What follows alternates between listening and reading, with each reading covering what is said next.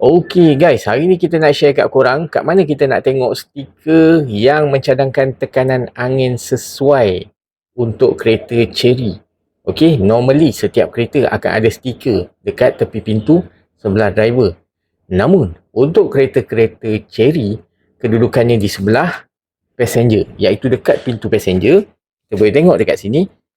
Inilah stiker tekanan angin untuk kereta-kereta Chery.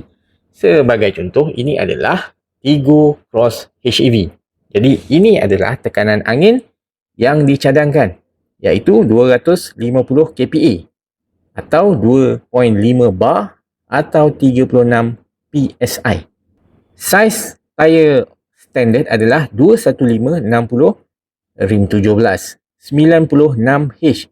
H ni adalah kod. Kalau kita tengok dekat sini, H memberi maksud tayar ni boleh tampung speed limit yang tinggi sehingga 210 km sejam. Manakala untuk tayar spare, tekanan angin yang dicadangkan adalah 420 kPa guys. Ketika kecemasan, tayar spare ni akan menampung beban sementara original tayar. Tayar kereta ni adalah bersaiz kecil. Kita boleh tengok kat sini. Original 215, yang ini 125. Maknanya saiz kecil.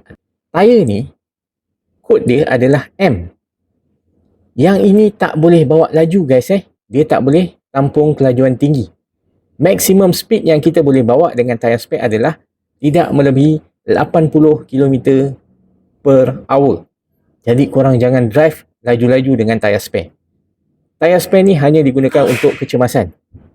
Tukar, cari kedai yang terdekat, repair tayar dan pakai semula tayar saiz asal. Okey?